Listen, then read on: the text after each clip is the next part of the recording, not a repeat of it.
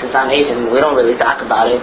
Sex doesn't really come up a lot. Like, that's not something people would just, like, bring up in a conversation. All my parents just talk about is just go to school and stuff, because, like, they're not worried about sex. They're just worried about, you know, surviving. I think that's the problem. It's not talked about.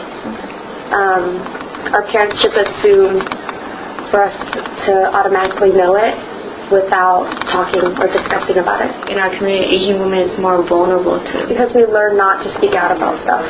We're really, like, closed, and, like, we're supposed to be timid and all that stuff. So it's hard for us to speak out because that's how we were raised. And, you know, the whole faith in honoring the family kind of thing. So it's not even supposed to be talked about.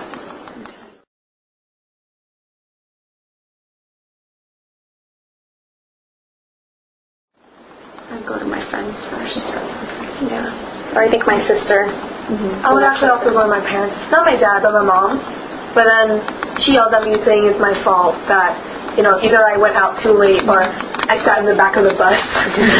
Even though when it happened to me, I was in the front of the bus. We're just walking on the street going somewhere, and then there's, like, this guy, he drives by and he goes, young pussy, or something like that. And then, like, the same day, for some reason, another person passes by, he says the same thing. And we're like, and we've never heard of that thing. What? Young pussy. Asian cultures, especially because of the generation gap already, that it's more perceived that if something did happen to us as a young woman, it's because we did something. Yeah. We were out too late, we were hanging out with guys. We were dressed a different way. If I told my parents, like, they'll just brush it off because it's not that extreme kind of like. They're like, oh, you know, they just touch you. You know, it's not a big deal.